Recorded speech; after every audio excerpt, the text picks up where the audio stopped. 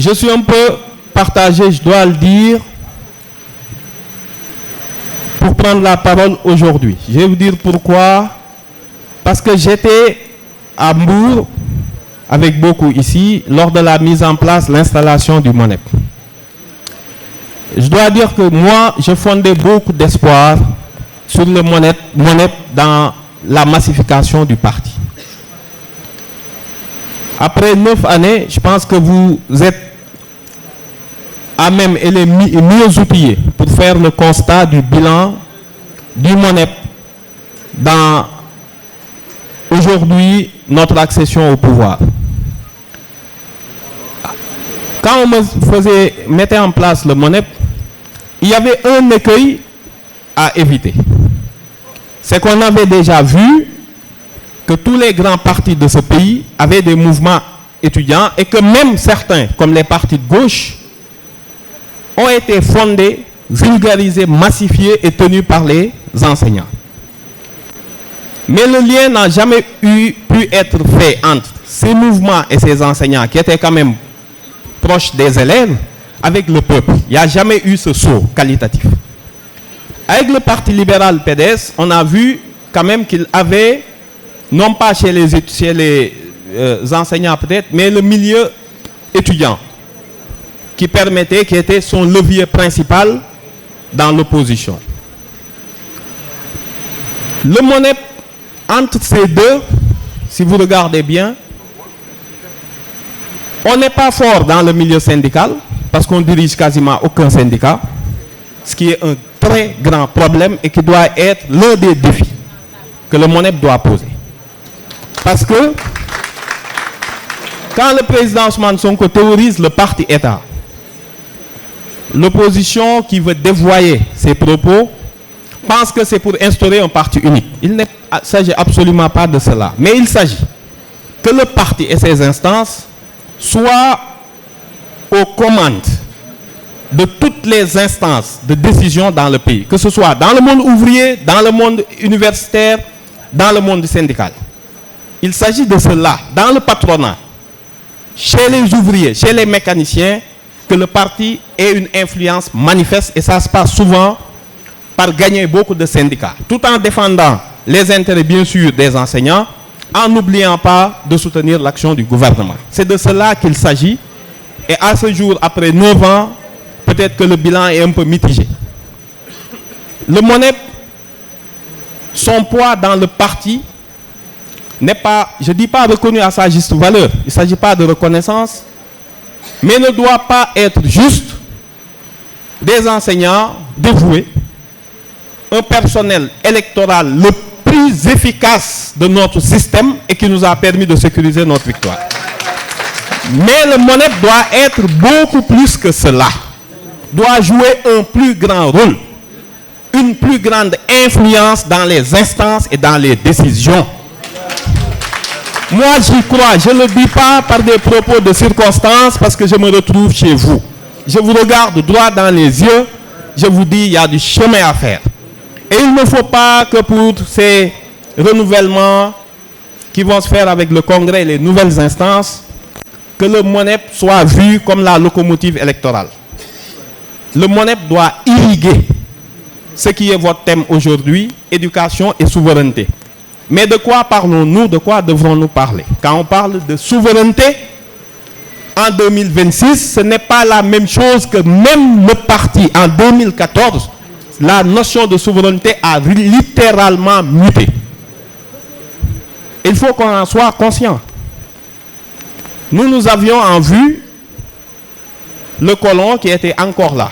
Lui, ses affidés et ses partis terroirs qui reprenaient le même refrain, les mêmes pratiques. On connaissait l'adversaire, entre guillemets, parce qu'il était identifié. Donc, facile à combattre. On était en 2014. 2014-2026, la souveraineté a migré. Il ne s'agit plus d'avoir seulement le colon en face, mais de nouveaux acteurs qui ont une prétention beaucoup plus insidieuse, beaucoup plus grave, beaucoup plus dangereuse encore, et qu'on doit saisir pour mettre notre jeunesse à l'abri. Le rôle du MONEP est central dans cette bataille de la souveraineté que le gouvernement a engagée. J'ai essayé de regarder les médias. Je regarde souvent les réseaux sociaux. Et je vois que le MONEP n'est même pas présent sur les réseaux sociaux. Individuellement, oui, mais pas en tant que force motrice. Si vous regardez ces derniers temps, toutes les thématiques qui ont été abordées, je peux faire glisser le micro et demander à beaucoup dans cette salle, alors même que les capacités intellectuelles sont largement suffisantes là. Il y a de quoi faire, on n'a pas besoin d'aller voir ailleurs. Il y a des docteurs, ici tout le monde est représenté. C'est pour ça qu'on peut parler un langage franc. Si je passais le micro, je demandais aux gens de nous expliquer rapidement les TRS dont on parle souvent. C'est Total Return Swap qu'on appelle dette cachée. Un élément de langage. Et qu'on n'arrive pas, alors que tout le monde sait que c'est faux. C'est totalement faux. Mais est-ce que le MONEP a un groupe où dès qu'on parle de ces sujets, il y a quelqu'un qui entre, qui explique à tous les enseignants ce que c'est, et ils vont le vulgariser au niveau du peuple, parce que le MONEP a plus prise sur la population que les instances, que le gouvernement. Voilà les enjeux. Voilà les enjeux. Si vous n'arrivez pas à expliquer la politique du gouvernement, laissez certains dire qu'il faut reprofiler la dette. Est-ce qu'on doit empêcher la restructuration? Ceux qui disent la restructuration, vous devez être à même, dans les divers lieux de conversation que vous avez, en parlant aux parents, qu'est-ce qu'une restructuration de la dette va coûter? La première victime d'une restructuration, c'est l'éducation nationale. La première, que tout le monde en soit conscient. C'est un autre problème. Le MONEP, vous savez, vous ne pouvez pas ne pas jouer votre rôle parce qu'on ne vous l'empêche pas de le jouer. Personne ne vous empêche de le jouer. Mais je conçois qu'on a perdu la bataille de l'opinion dans beaucoup de secteurs parce que notre locomotive, notre force ici, ne porte pas assez la voix du parti et ne pèse pas assez dans les instances. Je lis les deux, je suis entièrement d'accord. Aujourd'hui, on parle d'éducation et souveraineté. Il y a plusieurs chantiers qui sont ouverts au ministère de l'Éducation nationale. Des chantiers majeurs. Il y en a, le dernier en date, c'est les DARA. Que dit le MONEP de l'introduction des DARA dans le système éducatif? Que dit le MONEP? Moi, je ne l'ai pas entendu. Je ne sais pas ce qu'en pense le MONEP. Est-ce que ce qui est fait est bien? Est-ce que ces déclinaisons telles que présentées pourront faire l'affaire? Je n'ai pas entendu le MONEP. On a parlé de changer les curricula. Que dit le MONEP? Je n'ai pas entendu une voix forte, en tout cas, qui a été portée par le MONEP pour qu'on sache nous-mêmes si ce qu'on est en train de proposer aux populations, vous qui êtes les acteurs les plus directement concernés, quel est votre avis sur ce qu'on souhaite faire? On a parlé des langues nationales. Quand on parle de souveraineté, bien sûr, les langues nationales sont importantes. Néanmoins, ceux qui sont dans les séances de l'éducation pourront vous le dire. À chaque fois, et j'étais très étonné que ce débat n'ait pas eu l'écho qu'il aurait fallu avoir dans un pays, je dis normal. À chaque fois qu'on veut introduire des langues nationales, le danger, ce n'est pas tant dans l'apprentissage, tout ça, mais c'est dans les conséquences sur la cohésion nationale. Des pays sont en train d'être divisés littéralement, j'en veux pour preuve la Belgique, à cause de la question linguistique. Vous allez au Québec, c'est le même système. Comment faire nation lorsque l'école, les gens parlent, si vous commencez à diffuser une langue nationale, ceux qui se reconnaissent dans cette ethnie vont amener leurs enfants dans les écoles où on pratique cette langue. Ça crée un risque de recomposition ethnique si tout ça n'est pas bien encadré. Les entrepreneurs identitaires activent souvent ce levier pour créer de la désunion nationale. Est-ce qu'on est conscient de ça? Est-ce que le MONEP a donné son avis sur ces questions-là? C'est autant de sujets, autant de thématiques sur lesquelles il faudra peser, que le parti puisse faire entendre sa voix, qu'il n'y ait pas de dissonance entre ce que veut faire le gouvernement et les principes portés par le MONEP. De ce que j'en sais, Le programme qui doit être exécuté par l'éducation nationale, c'est le programme qui a été élaboré par le MONEP.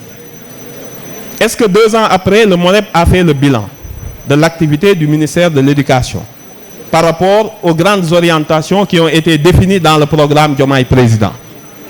J'espère que dans cet atelier, au sortir de cet atelier, il y aura ce genre de réponses qui seront posées. Je ne souhaite pas être très long. Le prochain que je souhaite dire, pour moi, en parlant de souveraineté, comme je l'ai dit tantôt, aujourd'hui, l'adversaire réel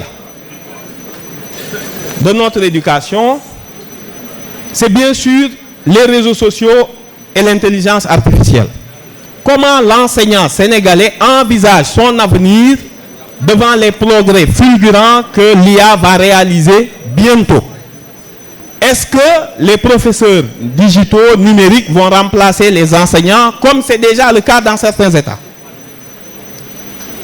Certains penseurs théorisent la fin de l'école, qu'il n'est plus nécessaire d'envoyer des enfants dès lors que vous pouvez avoir votre assistant éducatif à domicile qui peut parler à l'enfant à travers un écran. Les enfants en sont totalement initiés.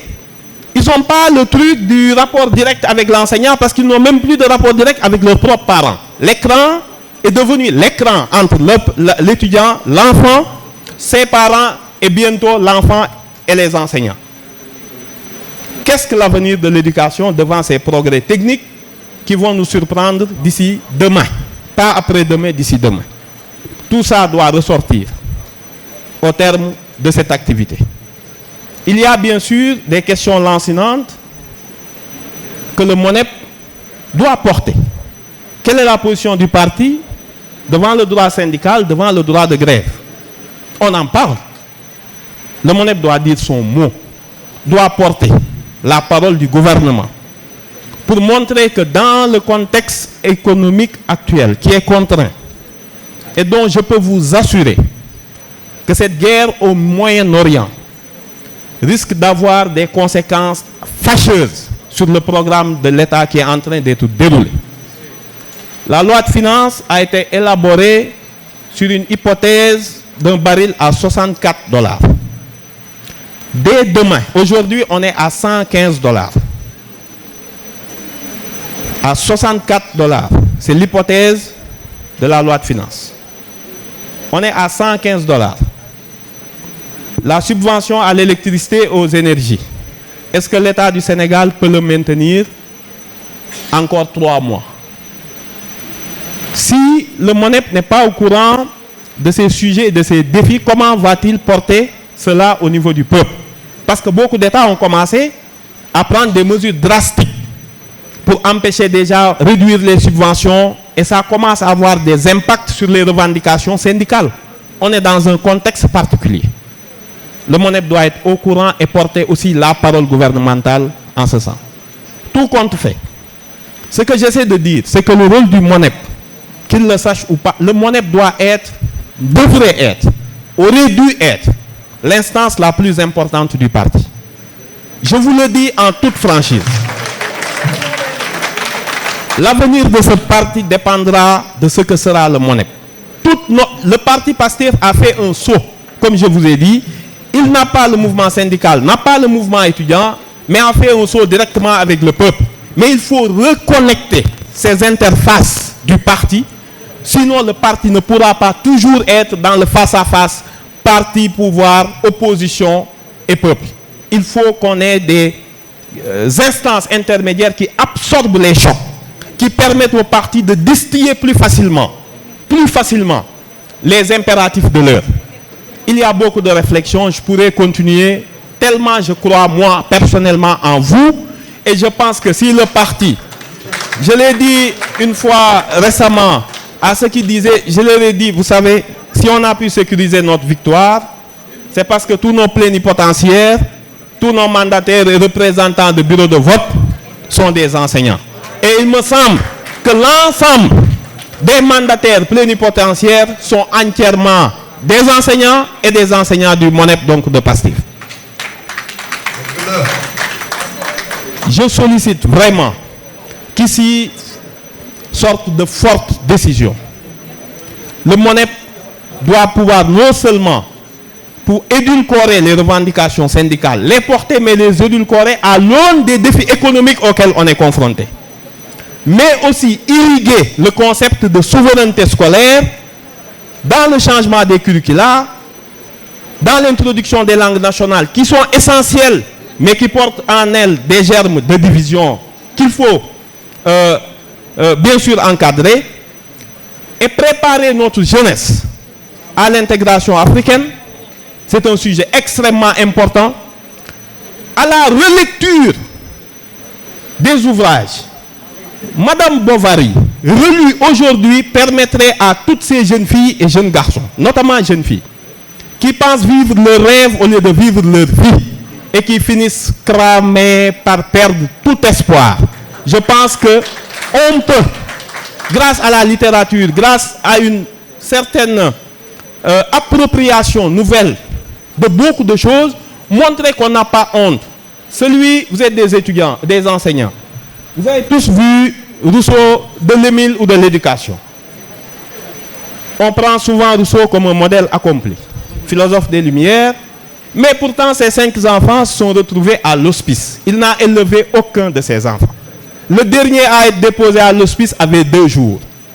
Parce qu'il l'a expliqué, il ne pouvait pas mener une vie professionnelle avec l'éducation des enfants. Et pourtant, on s'appuie toujours sur de l'éducation. On doit sortir ces nuances-là pour dire qu'on peut étudier quelqu'un, mais il ne constitue